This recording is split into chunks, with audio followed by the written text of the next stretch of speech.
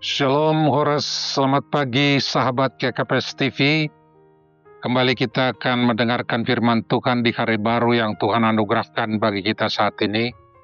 Dan untuk itu marilah kita berdoa.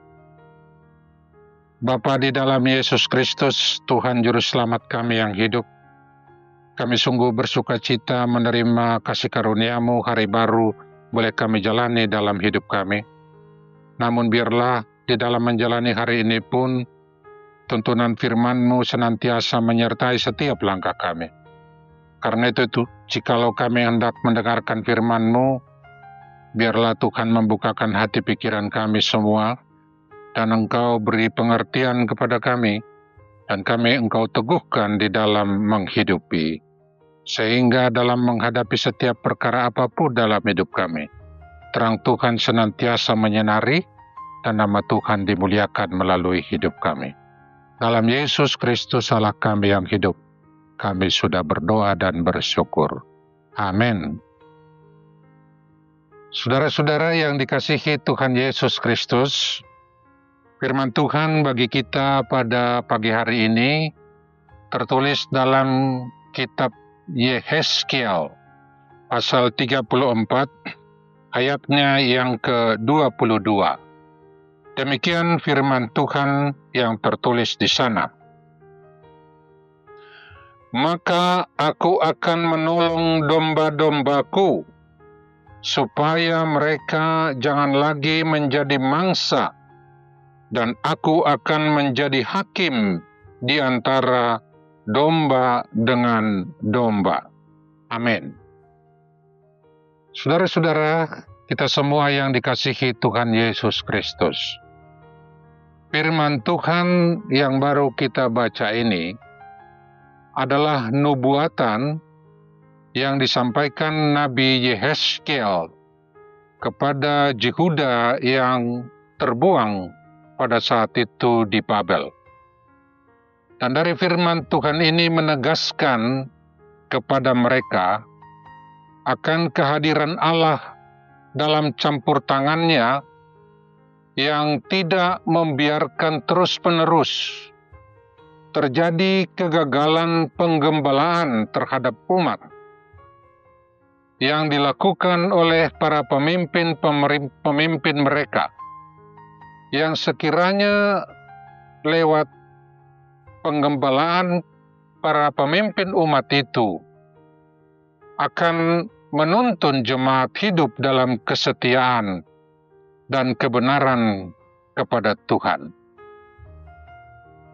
Namun nyatanya kehidupan umat pada waktu itu oleh kegagalan para penggembala mereka telah menjadikan hidup mereka tercerai-berai dan bahkan hidup dalam kesesatan. Demikianlah dampaknya yang terjadi dalam kehidupan umat pada waktu itu.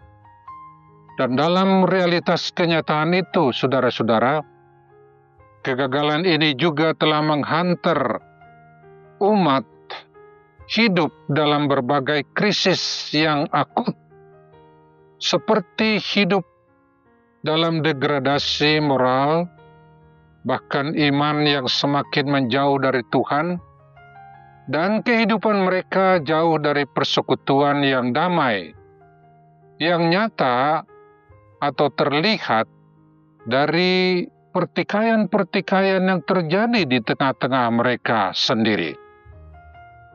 Begitupun dalam hidup berbangsa, mereka pada saat itu telah terbuang ke Babel, dan pembuangan itu menjadikan kehancuran Yerusalem dan bahkan bait Allah yang ada di sana, di mana kota dan bait Allah itu adalah pusat agamani dan politik bagi bangsa Yahudi pada saat itu. Dan dalam nubuatan ini, saudara-saudara, di tengah krisis yang demikian berat, Allah memberitakan bahwa Allah akan mengambil alih tanggung jawab penggembalaan umat dan akan menjadikan dirinya sebagai gembala yang baik bagi mereka. Sebagaimana yang tertulis dalam pasal ini pada ayat yang ke-11 sampai ayatnya yang ke-16. Yang intinya menyebutkan Tuhan akan memperhatikan domba-dombanya, mengumpulkan mereka yang tercerai-berai, membimbing mereka ke padang rumput yang hijau di tanah air mereka, di mana yang hilang akan dicari, yang tersesat akan digiring kembali, dan mereka yang luka atau lukanya akan dibalut, dan yang sakit akan disembuhkan. Inilah penyataan penegasan penggembalaan Tuhan bagi kehidupan mereka di tengah-tengah kegagalan pemimpin mereka di dalam menggembalakan umat. Di pihak lain, saudara-saudara, oleh karena para gembala yang sudah saya sebutkan tadi, dalam kegagalan mereka menggembalakan domba atau umat yang diserahkan bagi mereka, maka domba-domba itu atau umat itu juga telah hidup dalam pertikaian satu dengan yang lain, dan mereka saling menghakimi di antara mereka. Ada domba yang kuat dan gemuk melawan domba yang lemah dan kurus, dan bahkan oleh tanduk-tanduk mereka telah mengusir sesamanya, saudaranya, yaitu domba-domba seperti mereka, keluar dari kandang di mana mereka ditempatkan. Bandingkan misalnya yang tertulis dalam ayat 20 sampai ayat yang ke-22. Karena itu, Allah juga akan memulihkan hal ini dengan mengatakan bahwa selain Dia akan menolong agar domba-domba itu tidak lagi menjadi mangsa dari binatang buas atau pihak lain, tetapi Dia juga akan menjadi hakim atas domba-domba yang sedang bertikai atau saling bertikai itu, agar mereka dapat kembali hidup benar dan dalam damai sejahtera di antara mereka. Demikianlah saudara-saudara, lewat firman ini ada beberapa penegasan yang menjadi rema dari kebenaran firman Tuhan bagi hidup kita. Yang pertama, saudara-saudara, sesungguhnya juga firman ini menegaskan kepada kita akan kasih setia Tuhan yang kekal atas umatnya. Umat dan para penggembalanya boleh saja gagal dalam mengikuti Tuhan, tetapi kasih Tuhan akan senantiasa berkarya, yang akan menjadikan umat melihat dan menghidupi kebenaran. Tuhan berkuasa mengembalikan atau memulihkan keberadaan mereka, agar umat hidup di dalam jalan-jalan yang ditunjukkannya dan berada di dalam pemeliharaannya. Karena itu, firman ini mendorong kita untuk senantiasa memiliki pengharapan kepada campur tangan Tuhan dan penggembalaannya dalam hidup kita. Di tengah-tengah sebesar apapun krisis kehidupan yang sedang kita alami saat ini, atau yang datang dari berbagai pihak yang akan menyesatkan hidup kita, baiklah hidup kita boleh melihat terang Tuhan yang senantiasa hadir dalam pemeliharaannya bagi hidup kita.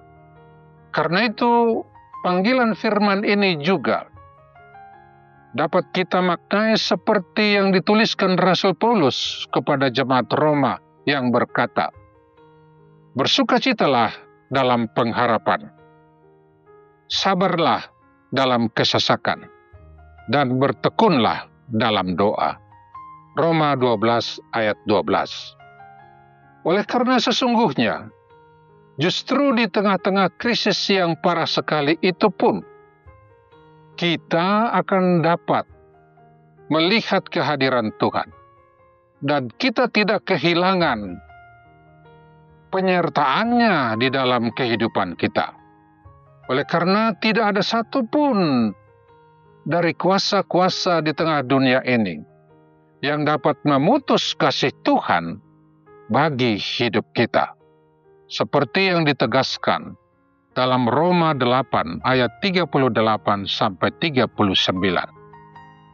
Dan karenanya saudara-saudara, berdasar pada kasih Tuhan atau kasih setianya atau kuasanya atas kita, marilah kita melandaskan atau menjadikannya sebagai pengharapan yang kuat untuk kita dapat dipulihkan kembali manakala hidup kita berada di dalam berbagai krisis-krisis kehidupan.